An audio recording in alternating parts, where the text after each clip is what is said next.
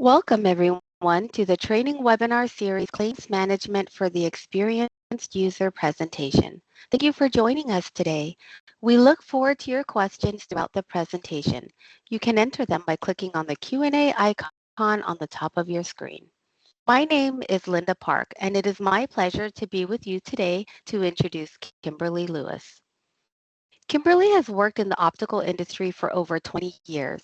She has a bachelor's degree in health information technology, is CPO certified, and trains at our Ifinity education conferences. Kimberly is known for her extreme spunkiness. At home in Illinois, she enjoys spending time with her family, reading, and listening to good music. Welcome, Kimberly. Thank you so much for the great introduction, Linda. Please let me know when you see my Encompass screen. Yes, I see it. Great. Welcome, everyone, and thank you for joining Claims Clarity. At least that's my goal today. I am Kimberly, and today we're going to break down the often overwhelming world of claims management. So, whether you're a billing pro or an optical provider who's navigating through codes, this session is for you. Start with reframing the life cycle of a claim. Well, I'm going to go ahead and log in. And then let's talk for a second here, guys, okay? What did I mean when I say reframing the life cycle of a claim? Traditionally, we view claims as starting when the patient comes in our office. Like when the appointment begins, that's when the claim starts. I want to rewind it back a little bit. From my experience, it would be more accurate to say that the life cycle truly starts from first point of contact, right? So, first point of contact would actually be during that appointment scheduling. That's the moment we grab all that critical information to ensure a clean claim and maximize patient benefits. So, when we're booking an appointment for a patient, the foundation of a clean claim comes from the booking, right? From making that appointment. It's essential that we identify the payer type. So will the patient be a self-pay? Are they using their vision insurance coming in for a vision exam and materials? So, or is it medical insurance? These are the things that we gather and must be gathered correctly during the time we're scheduling the patient for their appointment, for their yearly visit or whatever visit it is this time, right? After we get that information and that appointment's made, we go to verify everything that was told to us, right? So we verify the insurance detail. We would confirm if they have active coverage. We plan, is there going to be limitations? What are the restrictions of this exam? How much time does my doctor need? Is this a new patient, a returning patient? Is it medical that provides a lot of problems? So many questions must be answered while we're pulling those eligibilities. Okay. So also when we're making an appointment and starting this conversation with the patient in order to get a clean claim, we have to have correct policy numbers, group IDs, contact information. We need all that to make sure that the life cycle of a claim starts with the appointment and it goes all the way through for payment with with no hiccups is our dream, right? Okay. So all that's the same in Encompass. It's all the same. None of that changes. But there are some things I want to make sure we remember. And I saw a couple of new names registered for the session today. So I just want to put something on your mind. When you pull eligibility, are you an office that use two eligibilities? Meaning, if this is a vision exam and I need an authorization for material and one for exam, you would do the same here, okay? You're going to pull separate eligibilities. If you're an office that puts everything on the same claim, material, and exam, then you only need one authorization, one eligibility. That's not why you guys came to see me today, but I just thought I wanted to start with the scheduling. Let's jump in. I'm going to go ahead and search for a patient. And I'm going to pull her up here. From the beginning, I can see what type of insurance Mary has. I go to her left-hand side, I click insurance. I would do other insurance because I will not be checking for VSP. Mary's coming in for a medical exam. So I did already click insurance and add her carrier and plan. Now I'll go to her eligibility authorization. I'm going to do eligibility. Now I'm going to use the Trizetto integration. I chose to use this because I come from an office that's highly medical. Okay. We do more medical than we do vision. Or maybe we do an even share. It doesn't matter. It's just an option, right? But I want to make sure from the beginning that I understand deductibles, coinsurance. I want to know all of this. So I'm going to ask Trizetto to give me this information by simply clicking on eligibility. What I can see is that Mary has no more. She's met her deductible amount, right? No, wrong. Because if I come here, I see her out of pocket. I need to collect what I need to collect while she's in the office.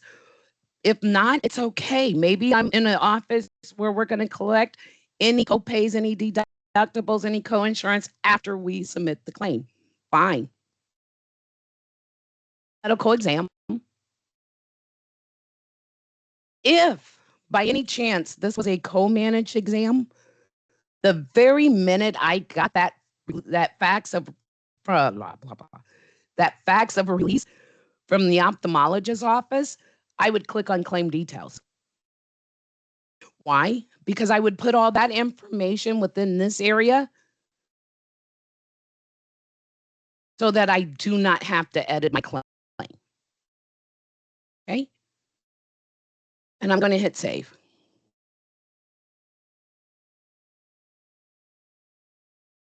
I do have my eligibility if I need to review it. I have my benefits. And this is printable, so I can print this out and have it follow my patient throughout the office if I needed to. You can see that I have a copay. Okay.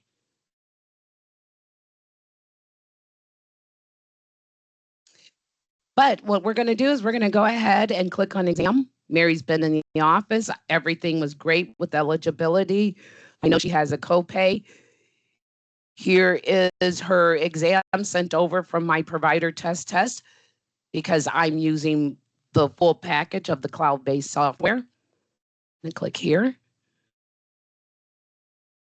I can take a look here. I see her diagnosis, right? If doc forgot a diagnosis, but I know that it's an EHR, he just documented it after this was sent.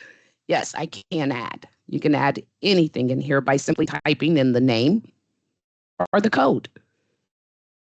So I could type in, okay, say this patient also has a refractive disorder. Or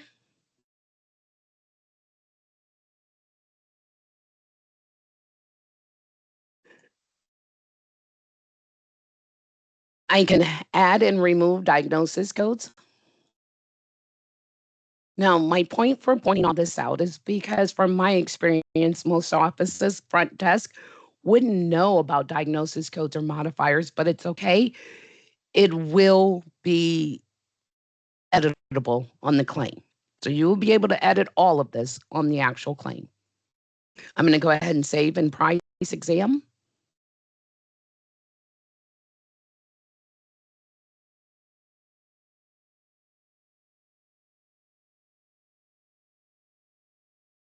I'm going to add my insurance.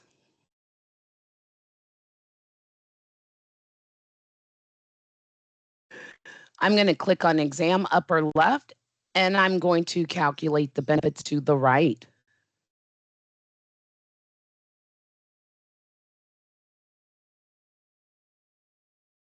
Right here, I still have that patient record. So if I forgot, I say, oh, you know what? There was a copay, but I don't remember. That's fine.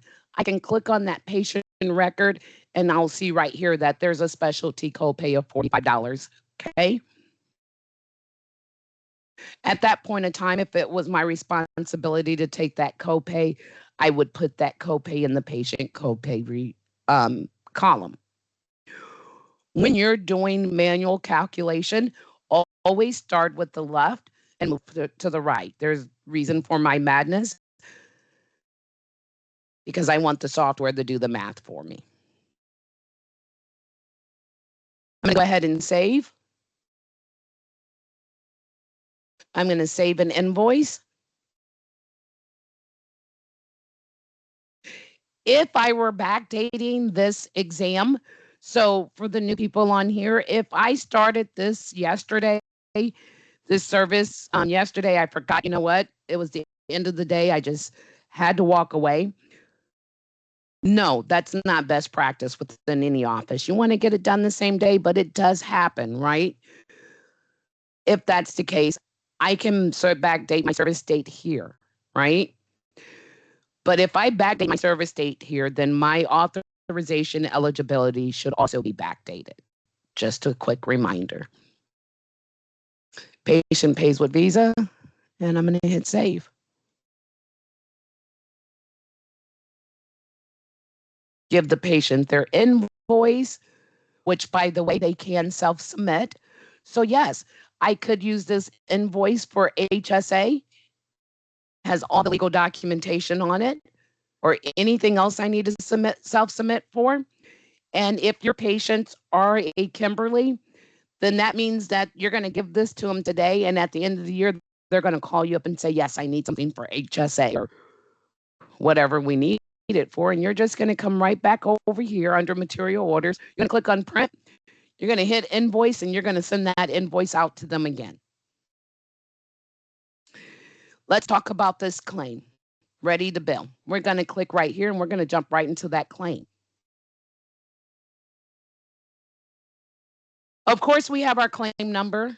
We have our order number, which was generated by the software, right?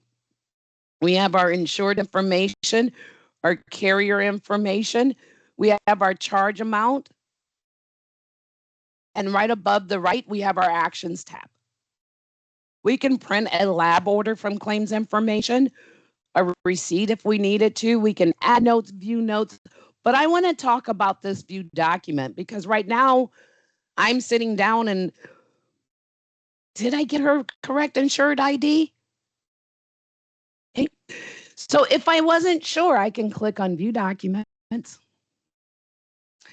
And this document was actually put in under the documents within demographics. So I can view the documents, the insurance card. Now I can tell you this is not going to match because it's my training environment, but you see any documents that are put in front office, I can pull right here on the claim. I'm going to go ahead and cancel. I can view the claim. Of course I can. If I wanted to see what this claim would look like on a CMS form, because I'm going to drop it to paper, then sure, view the claim. Be careful though, because when you view a claim, that's exactly what you're doing. You're not coming in to make any changes. So if this carrier was not correct, I'm going to have to come down, cancel, and go back and under edit. Okay. So as I come down, I could just view this claim. Bottom right-hand side, I would choose preview. Yes, it looks great. Let me go ahead and print this, drop this to paper. Okay. I'm going to close here. I'm going to cancel here. So what did I just say, guys? Let's recap. View and edit are not the same thing. View is exactly that. If I need to make changes, I need to choose edit. Now I could come in here and I could do a lot of things. If I needed to change this to EDI because that's how it was going out, then yes, I could cancel this and choose my EDI. I'm going to leave that as manual. If I needed to change my carrier. Now, this is what I have here, and yes, I can change it. Maybe I needed to change it to Medicare, you know. But I want to leave this as is also. Let's change that. When you change a carrier name, then the group name will change, the payer ID will change, and the address will change. You do not have to manually change. So I'll say that again. If you have to edit a claim and change the carrier name, the payer ID will follow. I'm going to come on down. Also in this area, if you need a CLIA number for box 23, that starts within the setup with the under admin. You have to go to claims information with administration to enter your CLIA number so that it pulls in box 23 when needed. Okay. Just wanted to get that out there before I forgot to tell you. We're going to come down and we're going to hit save.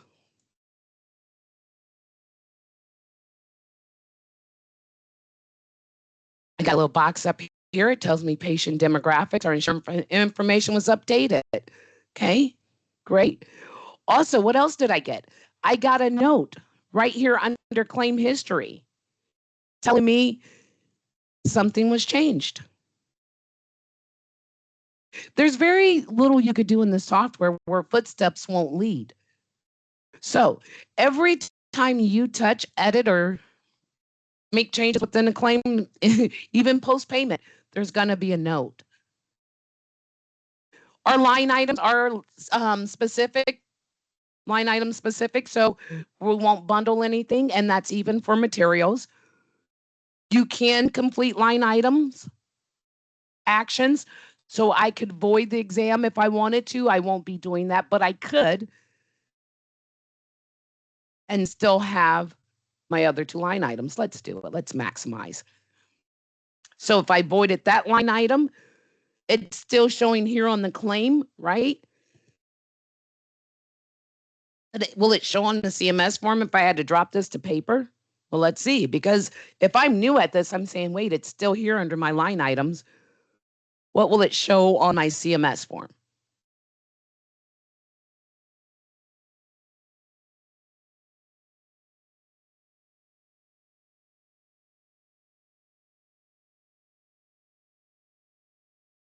It's going to show as gone.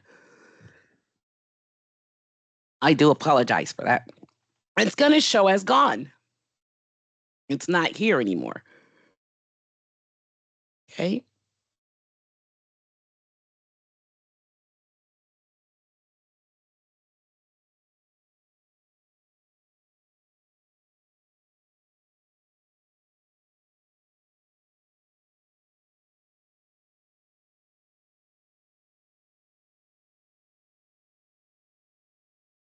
All right, guys, I'm back. I wanted to get water. I didn't want to cough in your ear. Okay. So if you void a line item, it will no longer show on the CMS form. You can do adjustments here. I can adjust off, but I cannot adjust on. I'm going to do a receivable adjustment. All right. And you take a look down below under this claim history. As I told you, there's not anything you're going to do that won't be taking note. The software won't take a note about. I'm going to pause there. Any questions? Hi, Kimberly. No, we have no questions at this time, but I do want to remind everybody, if you do have a question, please use the Q&A icon on the top of your screen to enter them. Thank you. Thanks, Linda. Okay, let's move on. We know that we can document, we can make notes on the claims. We can do a full note here. We know we can view a claim, we can edit a claim. If we needed to bill this claim to the patient, we can do this right here. We can mark this claim as billed. Why would I do that? Let's be careful. If I use this blue key to mark as billed, I'm telling the software that I jumped online and I manually billed this claim on the actual website. That mark as billed blue key, it goes nowhere. Absolutely nowhere. It just changes the claim status. So if you take a look here, we're ready to bill. Mark as billed. Now we're in a build status. That's the only difference. Okay. It goes absolutely nowhere. If I was billing these claims out, I would actually have to come up to billing claims, EDI transmission. And then you have two options. Looks like I only have one claim to bill. You have two, or one patient. You have two options.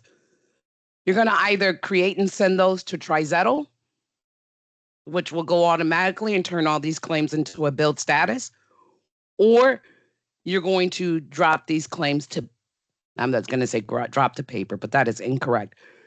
You're going to create an EDI file, download it, and upload it to another third party. Okay. Then if I hit create and send, then of course could not transmit over files, but you should get something that pops up that says sending 7 files over. And I use the number 7 because I have 7 claims. Okay. I'm going to go back to claim search. And that's nothing more but where you come when you go into claim management. This is going to be your layout.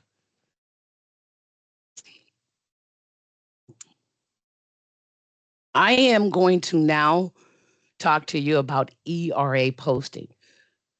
However, looking at this layout right here, any questions at all, guys?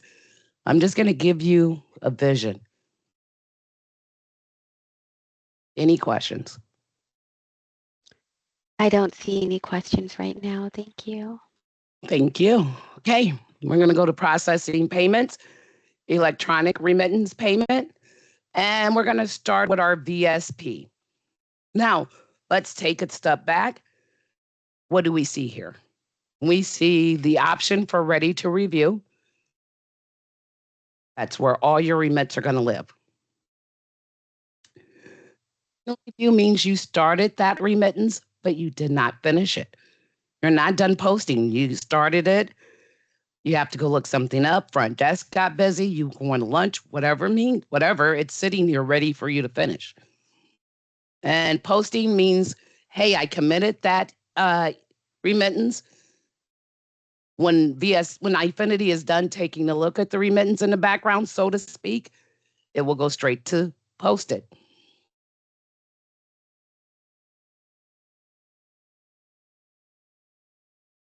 We're going to open up our VSP remittance. And let's see what we see here. We can edit details, which is great, but what we cannot edit, the payment amount. So if I click on edit details, I can change it to carrier if I had to, the deposit date, the payment type, but not the payment amount. I see that there's 35 total claims on this remittance, and Ifinity was only able to completely apply 7 of those 35. If I were to click on this complete tab right here, we posted these claims because penny for penny, everything matched up. Exactly what you thought you were getting is what you got. Okay. The not applied needs more of your attention. So if you take a look, you see Lucille, I'm going to just follow her to the right. There's a remaining $90 receivable of a payment $51.71. Let's open up Lucille and take a look and see what's going on.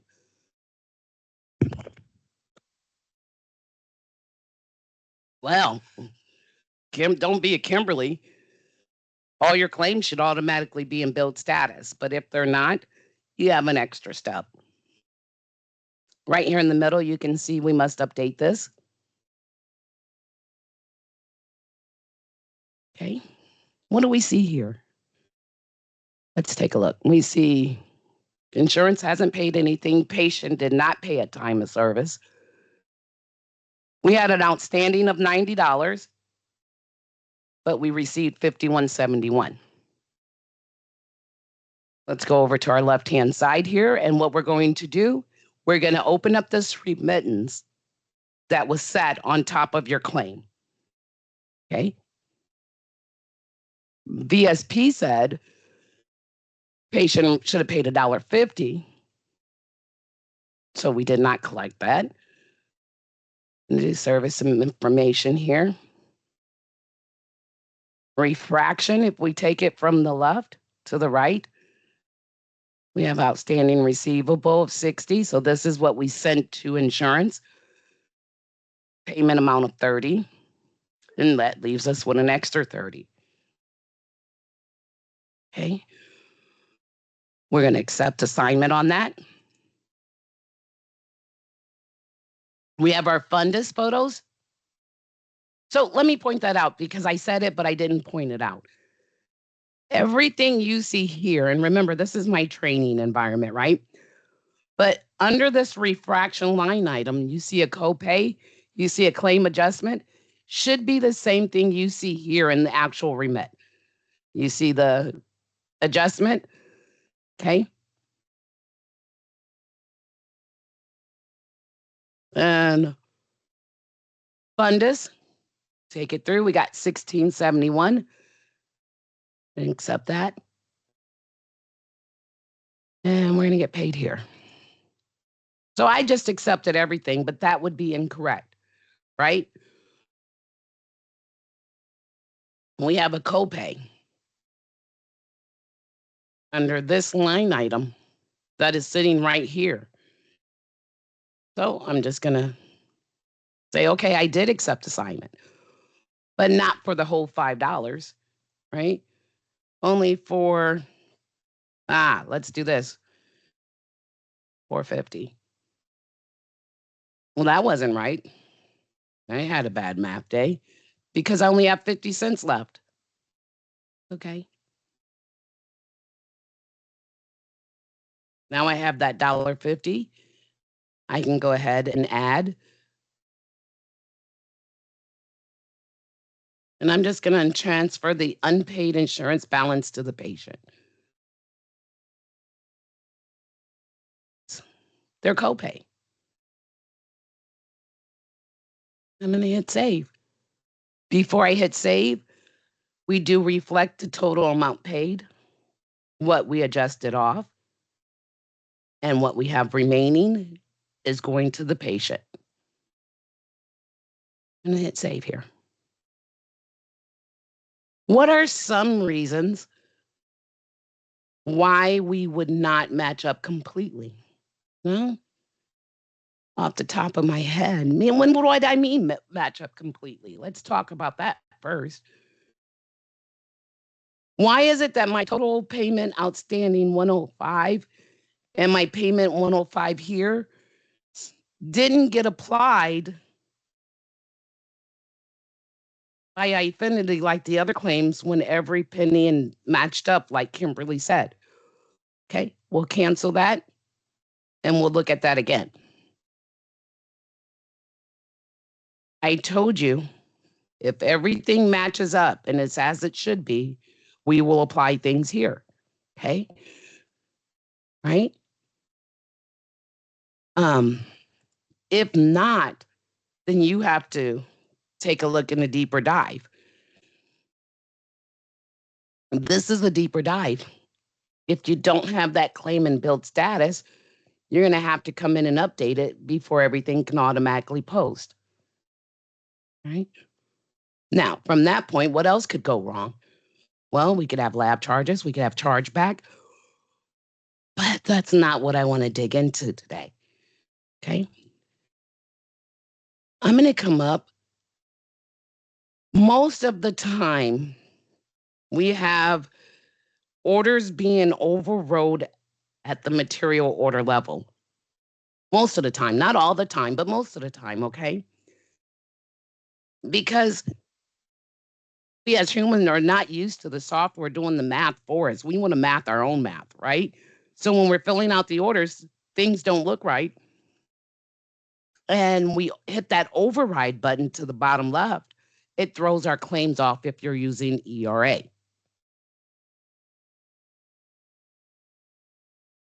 All right. Promise, guy. um, so I'm going to hit this claim number.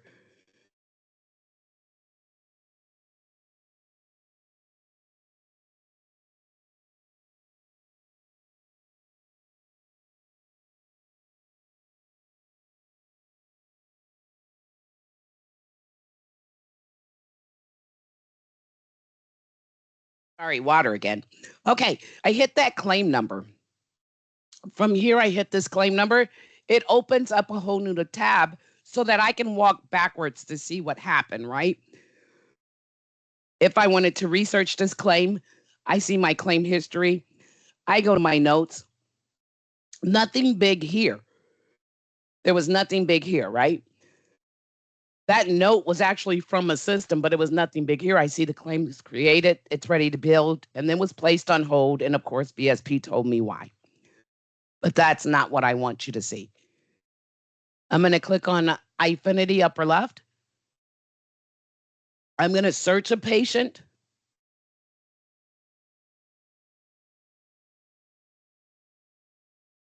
I'm going to go to the left-hand side here. I'm going to click on notes.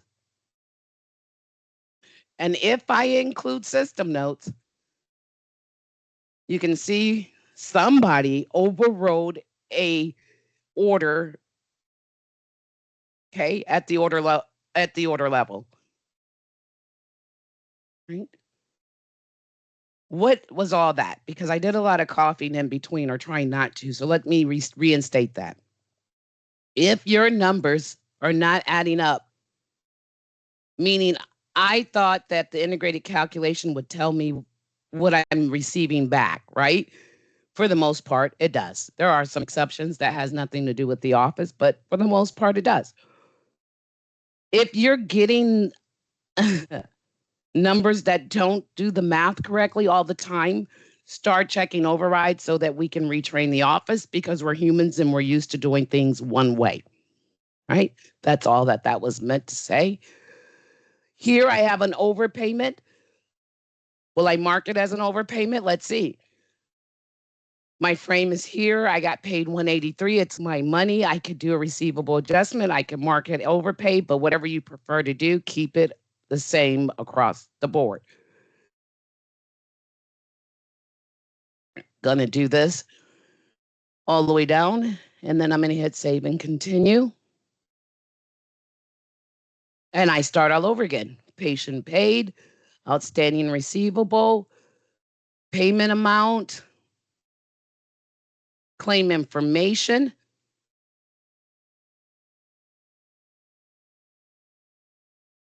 Everything that's on the remittance is also sat within the claim. Okay. It's that big adjusting your eyes to look at something new. That's going to be the hardest part of the ERA. I'm going to hit save and continue here. Once again, I expected 105 here and I received 105. Do you see that? Well, if it's penny for penny, why didn't it match up? It's because I have my claim on hold. The software is like, how did you get paid and you didn't bill a claim? So I have to tell the software, well, yeah, I actually did bill it. Okay. I'm going to hit save and continue here.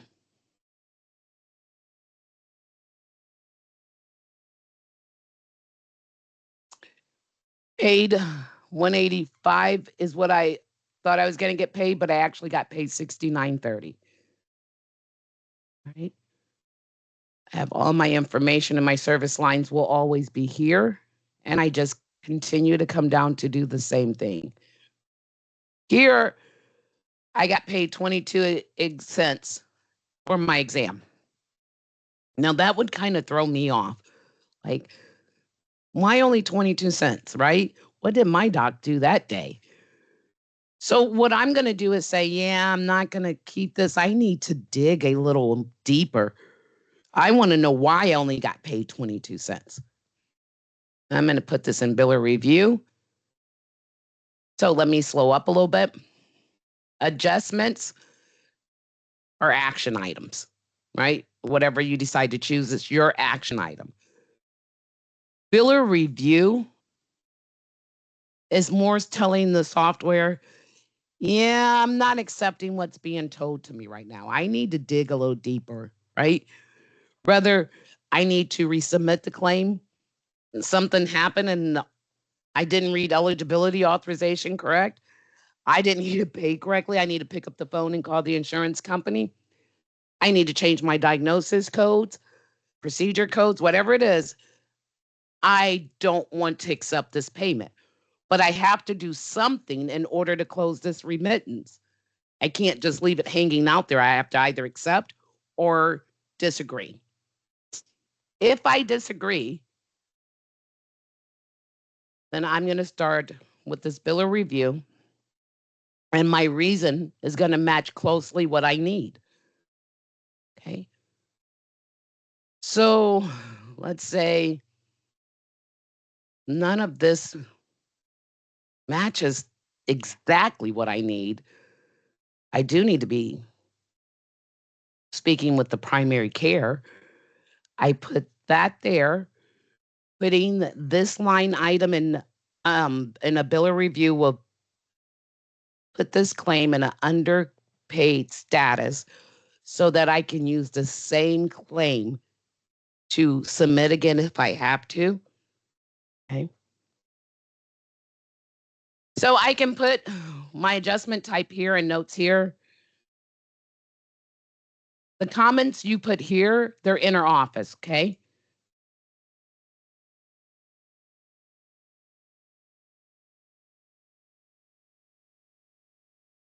That's my inner office comment to self.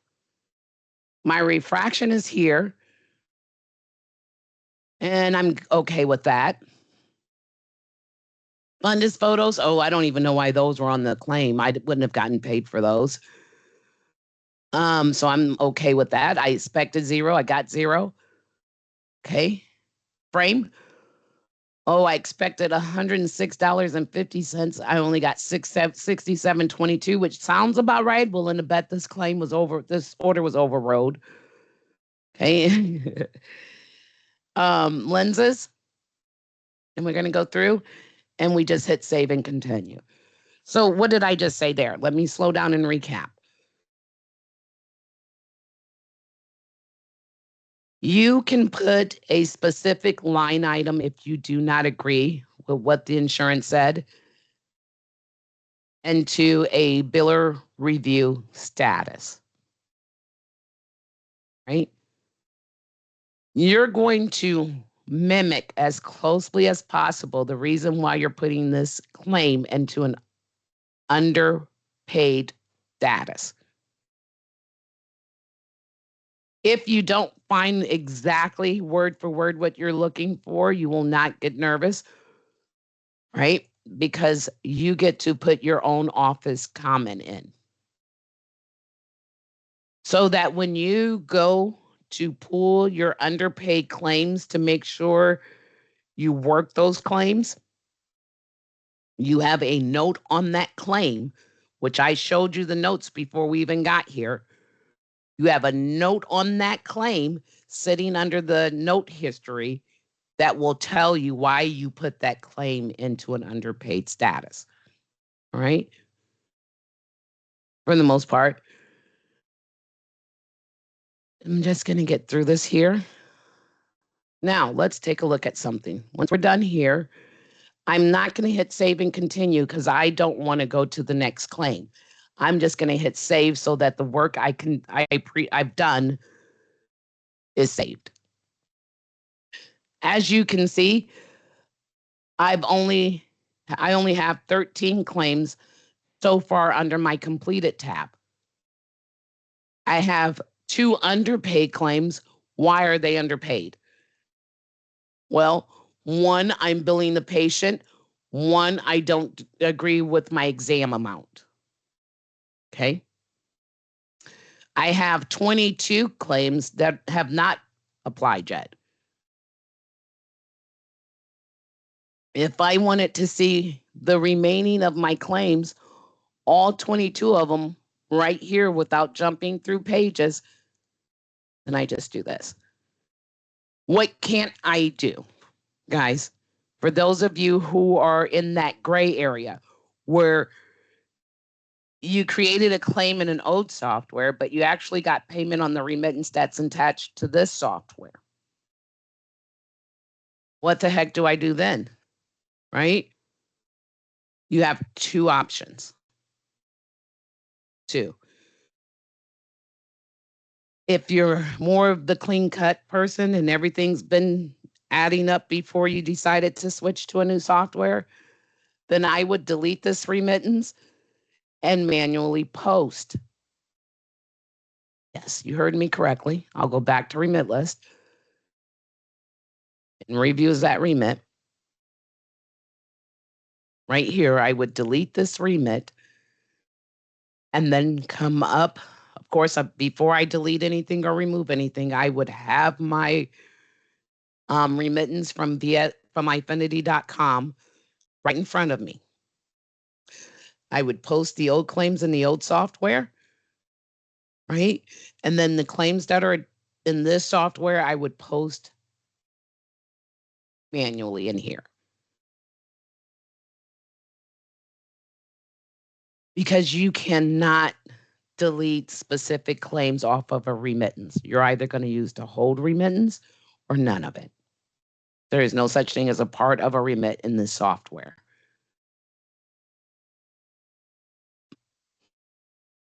I told you had 2 options. I'm going to open this back up. What you'll find that I don't have an example of, but I can talk you through it. And if I say it, you automatically have seen it or you haven't. You'll find a claim number with the parentheses E as an egg in parentheses, right? Right behind that claim number. Ifinity is trying to tell you I can't find a claim to match this payment. Well, that's when you start to investigate. You notice the service date. Okay. If the service date is a date that you started using Encompass, then good. The claim's probably in here. Let's go search for it. We click right here on our magnifying glass and we tell the software, pull up all VSP claims or whatever it is, right? Because I'm giving a lot of scenarios, not just VSP scenarios. It could be IMED, whatever you have under here. Usually ERAs or anything that can be sent to Trizetto and VSP, okay?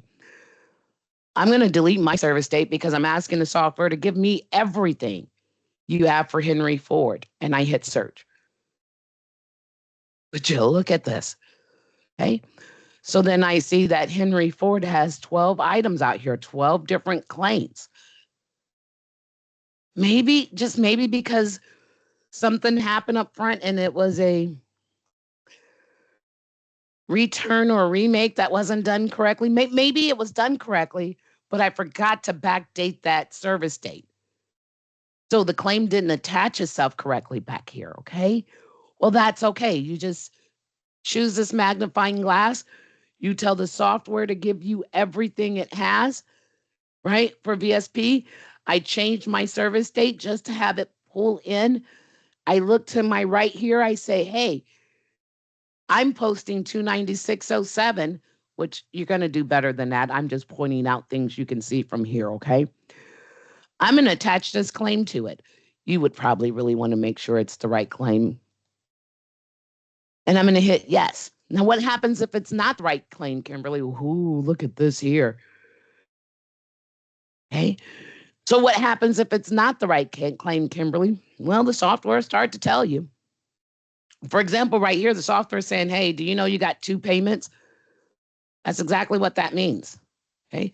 It's like, hey, something's going on here. You want to review this? And I'm going to close. I don't want to review anything. I just want to close, guys. Okay. Then I can open up my claim number. Oh, man, I did that. I added my material payment to my exam. That's so rude. So, anyway, I'm going to update this. I'm going to go here. I'm going to hit update here. I'm going to say, you know what? I'm not posting any of this, but I am going to pay attention that this is claim number 0378. Go ahead, bottom right, and I'm going to hit save and continue. That would take me to the next claim. I would do the whole remittance all the way through. Come on, take me through. I'm going to finish my whole remit, but before I hit, hey, I know software doesn't like the games I'm playing today. Okay. But before I hit commit, I'm going to just do this. Come on, buddy. Yeah, I'll just leave. Before I hit post remittance here, I would go to my underpaid tab if that's where I put it. I didn't, or my completed tab, and I'm just going to minus out that payment that I accidentally posted. So that was not nice because I apparently didn't take that through correctly, but here we go. You can, whatever you apply, guys, it's not the end of the world. Here it goes. Here goes this buddy here. You can hit minus. In this case, because it did not apply, I can simply hit this magnifying glass and start all over again and apply it to the correct claim. That's why I said we really want to pay attention to the claim numbers, okay? Hey, Kimberly, we have about 12 minutes left. I did want to let you know we do have quite a few questions that came in, so I wanted to make sure we had a Good. chance to go Okay. over them. Quick before I answer your question, guys, and I'm sorry I got caught up with with VSP and post and remittance. Let's answer your questions first, and then I'll show you what I have. Let's go. Questions? O- Question number one. Okay. The first question is, if you void a line item on a claim, will it void out that CPT in front office? Oh, that's a good question. No, it's only your claim. Good call. Okay, and then how come when we bill claim with EME insurance in the practice management, VSP calculation is usually not accurate? When I'm posting payments, EME claims go into not applied, and I always need to manually adjust it. Good question. Is it being override? I want you to check to see if it's being override. That's what mostly happens.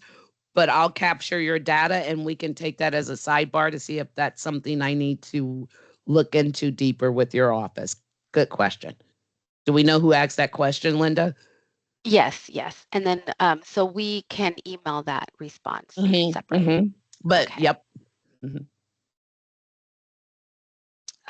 One of the questions is, will they get a copy of the recorded webinar? Yes, you Yes, will you will. afterward.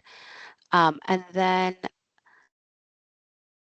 another question is, when I post payments, actually, it's the same person and it's a very specific question. So we can respond via email for that one Correct. too. Mm-hmm. Okay. Mm-hmm. And then just one more. It was, please go over the override again. Oh, I will. Okay. So, override. I'm gonna go right here. I'm gonna go into my review of VSP. if I was seeing here and the numbers just are not matching, guys, they're just not mathing correctly, okay? I can start to walk backwards. So what I'll do is I'll click on my claim number. And is this the override? I hope that they're asking. They can tell me no, right? And I see nothing happen within the claim, right? So nothing happened. So what I'm going to do is I'm going to jump down the front office. I'm going to search that patient. And I have a specific patient I overrode today because it's my environment, but you would keep the same patient, right? I'm going to pull them up. I'm going to go to notes to the left-hand side. I'm going to choose include system notes and I'm going to search and it's going to tell me who and what happened. So it really tells you everything I did, what I changed in here specifically, okay? And did that help? All right, guys, I have got to jump because 9 minutes left and I have some really important things to tell you. We do have a Medicare remittance. And in my Medicare remittance, I'm going to go back to remit here. You can see that even though it's medical, a lot of the things will work the same. So if I open up a claim number here,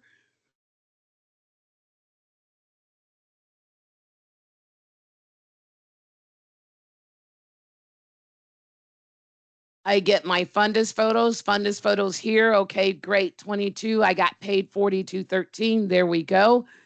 I would do the same. Am I keeping that overpayment because I only expected $25? Or is that my actual money and I just need to adjust that into my receivable? Okay. I have $65 what I expected here, and I got paid again over. And this is what I really came to show you. One of the 3 things I want to try to spit out before this session's over. This webinar is done. If you do a VSP COB, okay, then the coordination of benefits, the second claim that's on hold, will be waiting down here below your medical claim. Make sure that if you're doing that, you start with medical first. If you're using VSP Essential to do a COB, start with medical first at the order level, add your medical insurance first, then add your essential plan. All right? Wanted to point that out. Another thing with medical, well, before I go there, let me leave here. Another thing that I need you guys to know, you can do batch adjustments, and this is good because you know what?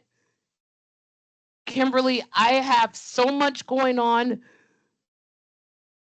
from when I first started the software. As a matter of fact, I bought this software from another practice. I don't want to look at their receivables. I don't want their receivables to be outstanding anymore in my database. Okay. Well, did you know you can pull that specific carrier up? You can pull that claim status up. You can do from the dates. So you bought the software when? Oh, you did? And when did, so you can do the dates here. Okay. You're going to give me a reason. We can do a special batch adjustment. We're going to search here. And I'm going to get rid of my dates because I know what claims I have out here, okay? And we're going to search. And what you can do is, I want you to actually put your dates in, please, guys. This is my training environment. I'm not live. Narrow yours down if you use a batch adjustment, okay? You can come here, you'll click here, and you're going to adjust.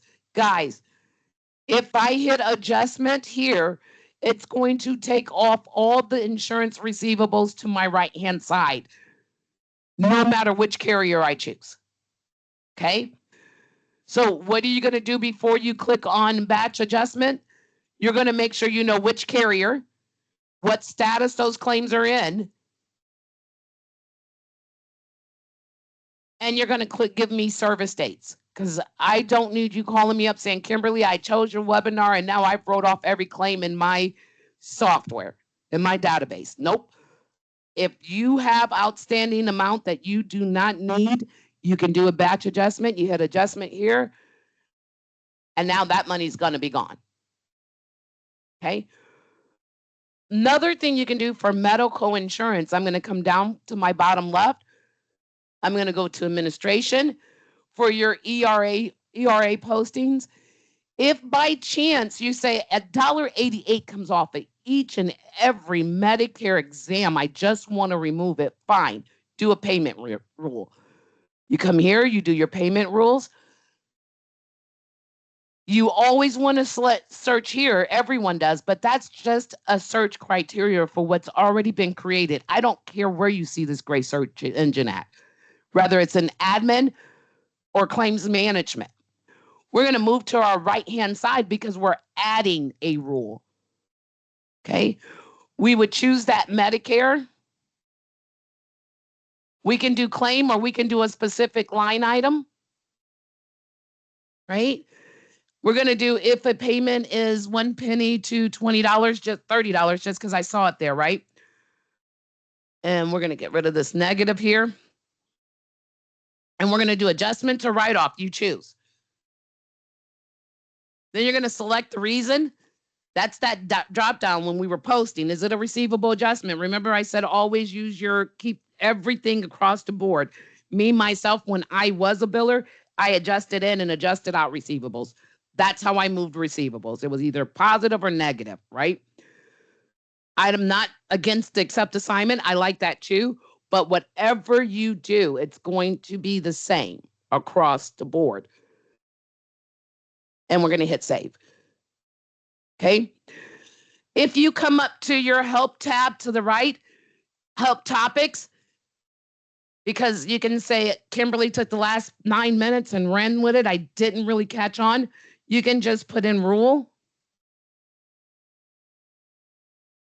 Okay. And there you go, setting up payment rules. Good anyway, because it'll also tell you the rules and regulations of setting up these payment rules, right? Like deleting, copying, viewing active rules. So make sure you do go under that help tab and search.